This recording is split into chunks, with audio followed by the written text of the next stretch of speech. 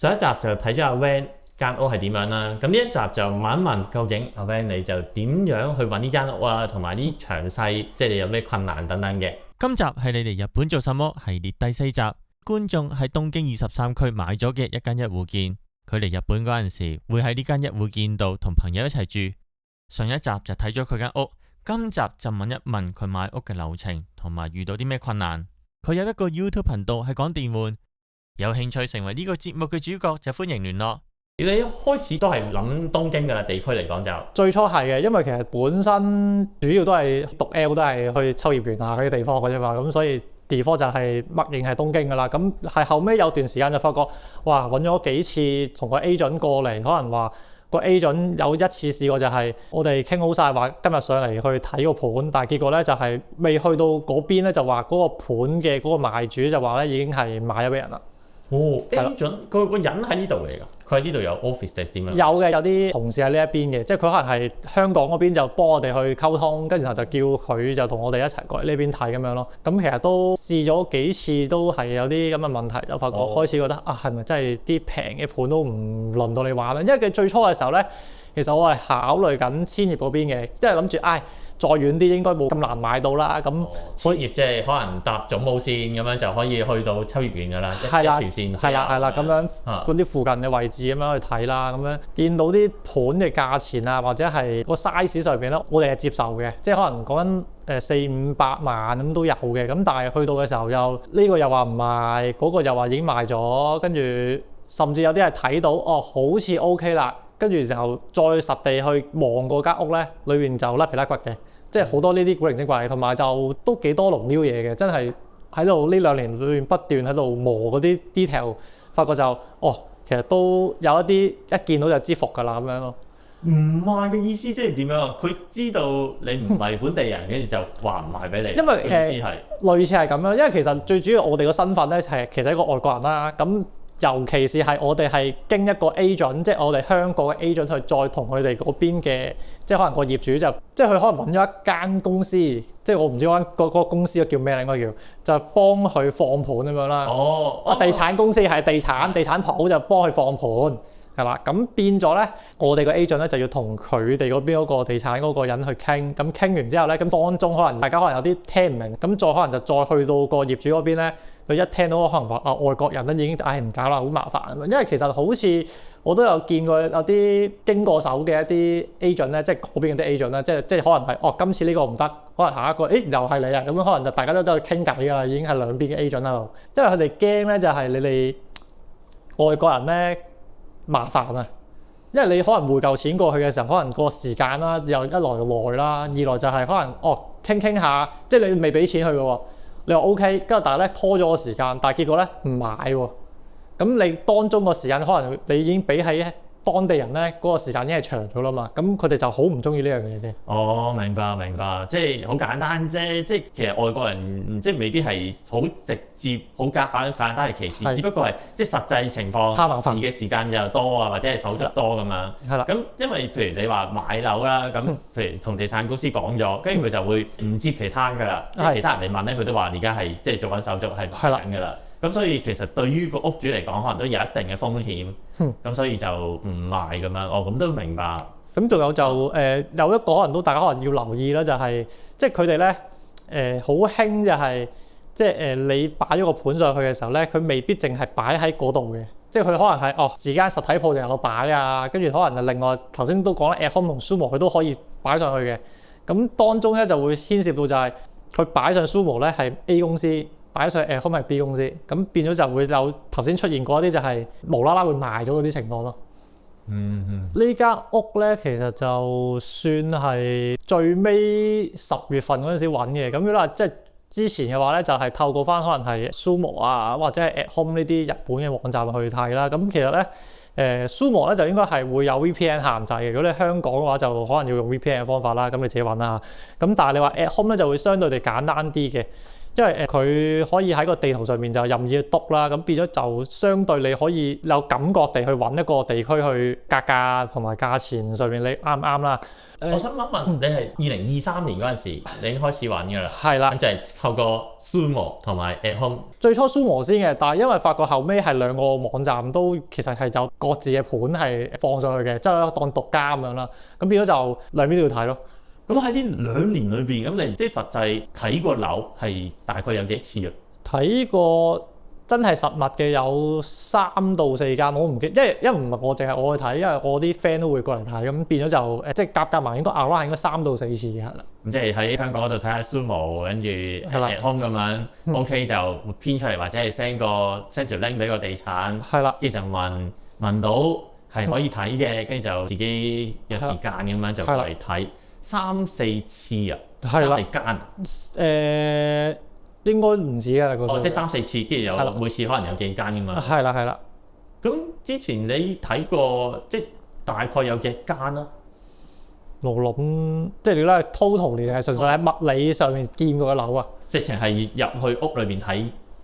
咁如果我咧就起碼都3間㗎啦。咁我啲 friend 可能1、2間咁樣夾，可能都好多啦，即係可能接近10間咁樣。係啦。咁之前唔啱，即係啲相好大分別啊，定係點樣啊？你大概有啲即係睇嗰個接近10間嘅經驗嚟講，多數去到好唔想要嗰啲咧，一係咧就係有敗拗過啦。因為其實咧最主要就係因為咧我之前揀咧可能比較平嗰啲樓咧，佢雖然都係叫一戶建，但係佢咧就唔係獨棟嚟嘅。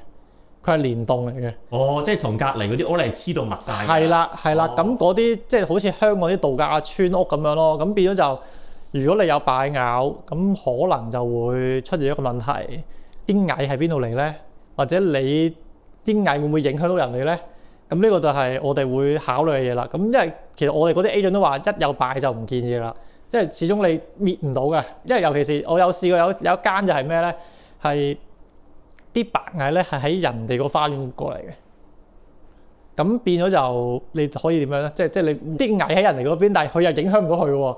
因為佢嗰度係一個好大嘅花園，咁佢係一個大自然生態嚟嘅，咁你阻止唔到噶嘛。即係可能佢就算真係下次真係幫你清咗啦，但係佢啲蟻你可能真係會再喺嗰度再漚過噶嘛。咁變咗嗰啲就真係個 agent 都話，唔好辦啦，真係送都唔好要啦，真係嘥時間嗰啲。你有冇親眼見到啲蟻行，定係個經紀話俾你聽，定係？嗰陣時就冇嘅，但係你已經見到間屋係有啲位已經係咬到，即係一個窿啊，一忽唔見咗啊，咁樣嗰啲咁嘅情況，你話唔擔心都假啦。同埋就係隔離真係你會見到一大個花園啊，你就會開始擔心呢樣嘢。佢哋會擔心呢樣嘢咯，即係起碼 A 總會驚，即係你之後買嗰啲有啲咩手尾，咁佢又覺得好似唔好意思咁定點樣咯？咁呢一樣嘢我就有啲疑問啦。咁白蟻呢個係好嚴重嘅嘢。即係你係網上面睇又好，或者直接拎去經紀度傾，可唔可以去間屋嗰陣時都好，中途會唔會係接收到呢間屋係知道有白蟻呢個消息嘅？好多時都唔會講㗎，係啊，即係多數都係你影到出嚟，佢哋嗰啲真係好平嘅話，佢就話以實物為準咁樣，所以你變咗咧就係如果你淨睇相嘅話咧，好容易中伏嘅，所以點都係會派個人去睇又好，或者係你自己親身去睇都好咯。即係咁，我哋個 agent 都算係。都幫好手嘅，咁都會睇下即係有冇甩漏啊，有冇剩。咁就除咗白蟻之外咧，我記得最多係蜂巢，即係唔係話普通蜜蜂嗰啲喎，即係嗰啲係黃蜂嗰類咯。咁細啲都還好嘅，大就真係就要個屋檐跌下面吊住咁樣。係啦，咁係啦，都幾誇張。咁呢啲就都大家可能你去到間屋嘅時候要望清楚咯。呢啲真係古靈精怪。咁佢當然啦，影相佢唔 post 嗰個風影到蜂巢嗰啲位。佢話佢自己見唔到啦，嗰個 agent 即係另外嗰邊賣盤嗰個 agent 就話見唔到㗎。哦，即係去到。咁我都係影間屋嘅啫嘛，點會幫你影啲周圍環境嘅啫？咁佢吊咗喺個屋頂啲尖端位，咁我睇唔到㗎嘛，咁佢可以咁樣講㗎嘛。咁真係唔睇個實物都幾危險喎。係㗎。即係中古，即係啲二手樓。係啦，仲要你好平嗰啲價錢就更加之好危險咯。即係可能佢當初有啲咩，可能佢瑕疵咗，跟住可能揾啲嘢補咗，你唔知，即係佢又唔會講㗎嘛。即係你有白蟻嗰啲，佢唔必須要講俾你聽噶嘛。有啲可能即係你死咗人嗰啲咁當然要啦，但係佢而家係多人去洗樓呢件事噶嘛，咁變咗就自己都要睇一睇咯，真係唔好話齋睇相或者靠個 agent 咯，即係佢係盡量幫你嘅啫，佢唔係一定幫得晒你嘅。哦，咁都算係有良心啦，因為佢 agent 佢買咗俾你，佢收咗錢，佢之後嗰啲嘢佢唔使負責噶啦。係啦，係啊，係啊。係咯，佢交咗樓俾你之後，你自己自生自滅噶啦。咁佢真係有良心喎，佢就係唔係為咗賺你嗰啲佣金。即係其實衰啲講句，我哋當初買嗰啲樓佢賺幾多？真係佢都算係咁噶啦，真係我覺得。咁啊，譬如你睇咗10幾間，間都係有啲奇怪嘢嘅。通常我個 agent 會咁樣同我講就話你每次揀親啲樓咧，都係總係有啲古靈精怪嘢咯。因為有一單都幾花生，係有一棟3層樓高嘅一戶建，賣嗰個價錢咧係離奇地平嘅。咁然後我哋係最早接觸到嗰個業主嘅，咁但係咧嗰個情況就係個業主係啱啱個老公走咗，咁然後應該就可能係個精神有啲問題。個老婆精神有啲問題，係啦，個精神有啲問題，咁就然後放個盤，每一次講啲嘢都係唔同嘅。變咗就原本話諗住都是但啦，見到個價錢都 OK， 即係之後自己執下去都應該得嘅。咁後尾講下，跟後佢一開頭就話有個律師跟嘅，跟住個律師都話跟下都跟唔掂啦，因為發覺好似佢每一次講啲嘢都係奇奇怪怪嘅。後尾咧就不了了之啦件事。咁嗰間屋就後尾我哋嗰個 agent 都有同我哋再 update 啲花生嘢咁樣，就會原來個阿婆係精神有問題咁樣咯。即係最初係唔知嘅，完全唔知呢件事嘅。即係2年你都覺得話短一定唔短㗎啦。係啊，即係本身諗住，趁啲 yen 嗰陣時開始跌平嗰陣時就諗住幾十萬去買到個單位翻嚟就是但啦咁樣冇咩所謂啦。咁但後尾即係不似預期咯，都係。咁係最平嗰時4點幾算咁。係啦。我真係啦，一樣嘢我就想知近排我都有啲興趣，就係匯錢，即係啲錢係點樣係交到去個屋主嗰度啊？咁真係睇你個情況啦。咁我哋有 agent 跟咧，就會係舊錢匯去 agent 間公司度，咁然後 agent 嗰邊咧就再幫我哋匯過去個業主或者係嗰個中介嗰邊咯。喺香港嗰邊就用俾港紙定係俾 yen 啊？兩種都有嘅，即係最初頭嗰陣時就俾港紙去幫你換對埋做 yen 咁樣，佢就俾個匯率你咁樣，佢就即係可能佢有少少差價食咗啦，咁但係佢就叫做方便咗你嘅。咁即係你俾港紙俾個香港嗰邊，跟住佢就幫你搞掂啦。係啦，都即係唔需要顧咁多嘢啦。後尾咧就因為即係嗰間公司其實咧香港嗰邊咧已經都唔做啲咁細嘅生意。嫌你即係佢覺得即係嘥時間，即係佢老實覺得嘥時間做呢啲咁嘅盤，咁後尾又冇做呢啲嘅，咁後尾係本身呢一邊嗰個同事就見我哋做咗咁耐就跟埋啦咁樣，之後都其實我諗佢都應該，如果佢想做都即係有啲難度，因為香港嗰邊唔做啊嘛。同埋你話即係呢啲咁嘅即係二手樓，即係比較價錢比較低啲嘅，佢賺嘅佣金都唔係咁多，所以就你幫襯嗰間，佢之後都冇做啦。冇做啦，即係你唔使問啦，問都唔使問邊間啦已經。OK， 咁之後俾晒錢啦，咁你嚟攞屋啦，咁拎鎖匙咁點樣個程序？就咁真係純粹去嗰個日本嗰邊嘅 agent 同事就咁過去攞咯，冇噶啦。因為我哋以前嘅經驗就係，我哋睇嗰間屋，覺得間屋 OK，就揾我哋個 agent 過去睇，睇完個實物OK 喎，我哋再睇多次先。多數呢個情況咧已經係90%都已經俾人截咗戶噶啦。咁所以咧呢一間屋咧，我哋真係純粹係真係搏咯。咁就係個 agent 睇完憑佢嘅判斷覺得 O 唔 OK，咁我哋就 OK 咯。真係搏喎！真係搏㗎啦！今次因為即係冇啦，即係即係你去嚟日本呢度，即係去佢嗰個地產鋪嗰度拎鎖匙，跟住就嚟呢度。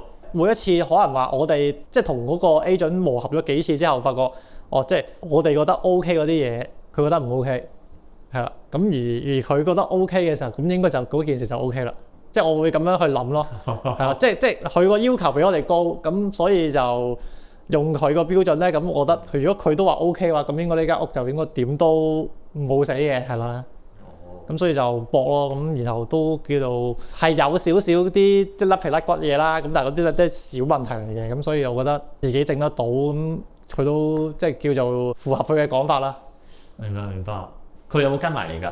正常就可以唔使跟嘅，但係因為咧本身我哋呢度啲水電煤咧就有啲問題，咁所以就要佢之後就特登都過嚟一日嘅咁樣咯。係啊，水電煤你講起呢度，就係最近我發現一個問題就係、你哋唔係喺度長住㗎啦，即係冇嗰啲譬如銀行戶口啊，或者係啲住址登記之類嗰啲。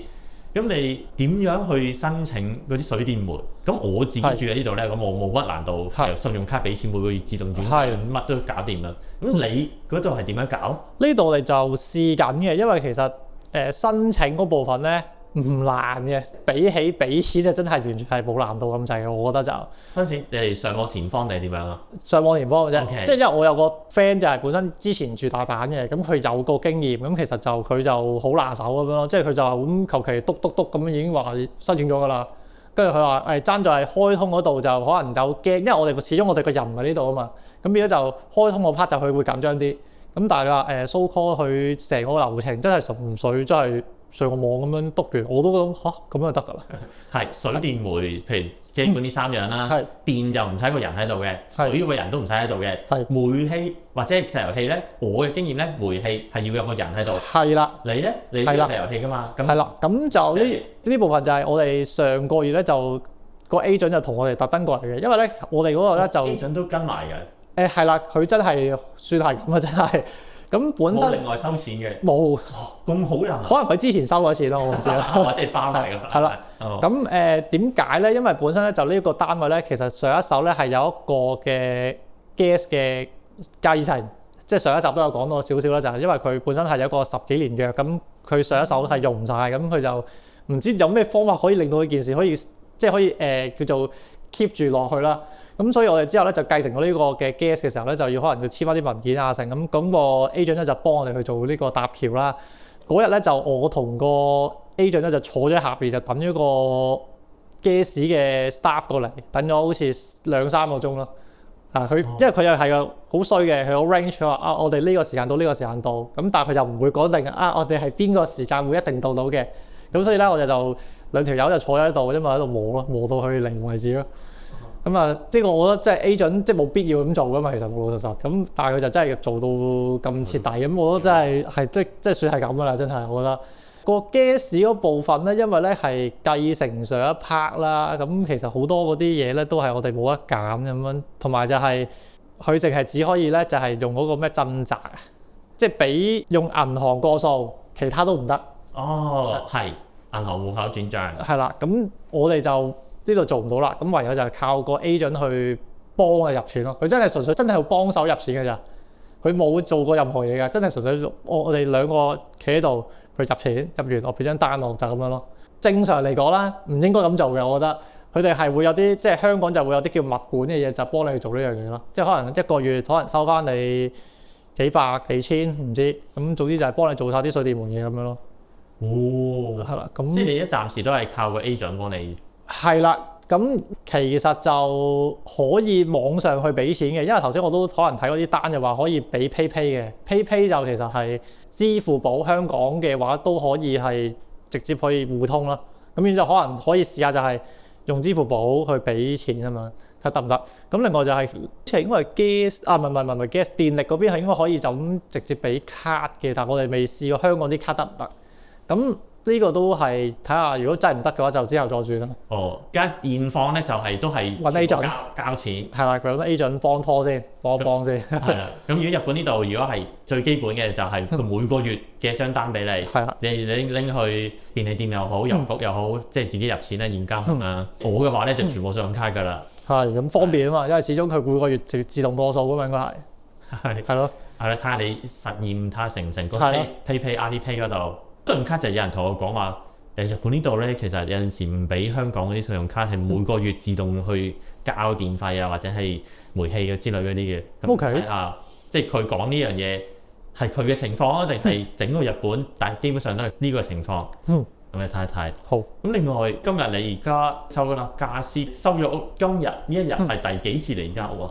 上個月第一次，今個月係第二次。第二次。咁你睇晒間屋，跟住你需要啲咩家私嗰啲，你全部上網買晒㗎啦。開始慢慢每一次逐步咁樣買咯，因為可能買張床，我睇下擺邊度啱位，跟住之後咧再諗下究竟台啊邊度擺書櫃諸如此類咁樣去增添啲家具咁樣咯。喺頭先睇嗰陣時都係即係未有家私嘅，慢慢去佈置。咁間屋呢度睇下之後你點樣？咁個位置咧，呢一個位你覺得係點樣啊？呢個即係我揀呢個地方，係即係其實我有，因為最初頭咧我揀呢個地方咧都有一個要求嘅，就係可能話步行距離咯，嗰個不高於15分鐘。係啦，離車站係啦，火車站、地鐵站。係，我覺得如果正常即係以香港嚟計嘅話，其實香港就真係比較極端啲嘅，因為可能即係你住啲正常地方嘅話，可能10分鐘點都可能係有啲巴士站啊，有得坐地鐵火車咁樣噶嘛。但係日本就比較係一個鐵路嘅國家啦，咁其實係好依賴條鐵路噶嘛。咁如果你屋企個位置偏近啲鐵路嘅話，其實個價錢都會反映咗出嚟嘅，係咯。咁而呢度我覺得係我揀咗咁多個裏邊咧，即係其實都要叫偏遠嘅，因為之前我最初揀嗰啲可能真係點解會俾人買晒都好合理，可能講緊600萬行去個車站7分鐘，仲要講緊係周圍嘅設施配套係好齊全。千葉嗰邊係啦，我覺得安心啲。東京應該冇。咁冇啦，冇。千葉 OK。係千葉嗰邊，咁我覺得我都可以接受，因為其實如果以我可能我真係過嚟住，我甚至係可能直情係連個社區都唔使出噶嘛，即係我直接喺個車站附近全部嘢搞掂晒嘅話，我就真係成日就留喺呢度，可能煮嘢食啊、食嘢啊，跟住然後玩啊，全部都喺晒呢度嘅話，咁我覺得都可以嘅，即係起碼我可以真係叫體驗下日本嘅生活咯。咁你諗住會嚟呢度會幾耐啊？而家因為咧，我本身就有喺香港邊學日文，咁所以其實咧我個位就尷尬，可能一個禮拜淨係即係有一日要返學，跟住頭咧就其他時間真係全部可以過晒嚟咧就6日咯。我明白。咁你都可以幾長時間留喺呢度喎？係因為本身我個職業係即係我都係 YouTuber 啊嘛，係啦。咁呢個就我會相對地彈性嘅。咁但係你話係咪真係可以咁樣即係個個禮拜咁樣玩咧？又一定係唔得咯，因為可能我嘅工作都可能話可能有啲嘢都係喺香港搞嘅，咁可能我最多帶件嘢過嚟去試咁樣，即叫做可以延長嗰個時間啦。但係若果唔係嘅話，香港嘅話，我又要同啲公司去做一啲交收啊，或者係可能有啲活動啊，咁我都可能有人要物理喺嗰邊嘅話，咁其實呢個都係一個掣肘咯。咁所以呢邊我當係度假為主啦，都係度假為主。咁呢度環境幾好，係咯，尤其是東京嘅啲一戶建我都唔係成日有得見。係幾好，周圍啲咩環境你都有睇過，譬如你超級市場啊、便利店之類嗰啲都有睇過。通常我哋買即係我哋睇樓盤之前，我都會係由個地點去 search 嘅，因為可能我哋係睇咗呢個地點啱，即係可能佢有配套比較好啲，巴士啊可能好多嘅，咁或者係個鐵路可能去邊度會比較快啲嘅，咁呢啲都係我哋嘅誘因去揀咗嗰個地方先，再去揾一啲樓咁樣咯。咁所以之前可能千葉嗰啲就即係見佢個環境，即係叫做都可以好快咁翻到去東京區嗰邊，咁我覺得就係一個可以揀嘅地方咯。你有冇啲咩係想分享下啊？有冇？我覺得如果大家想買依家啲一戶建嘅話，就頭先我講嗰啲，即係可能真係要親身過嚟睇啦。即係除非真係你好薄啦，如果唔係真係好多古靈精怪嘅嘢，真係可以同樣大家可能大吉咁上下價錢，但係真係會好多龍標嘢。即係你要試下睇過啲樓盤，咁你有個經驗之下咧，咁你去揀嘅時候咧就會好啲咯。係啦，咁係一陣間就會去 Home Centre 度就買啲道具啊，買下啲生活上要用嘅嘢咁樣，即係幫你去幫手係啦，幫手係啦，真係幫手真係。好，咁就希望你可以喺度住得更加舒服啦。好多謝，好多謝你，好多謝晒，好，拜拜。好，拜拜。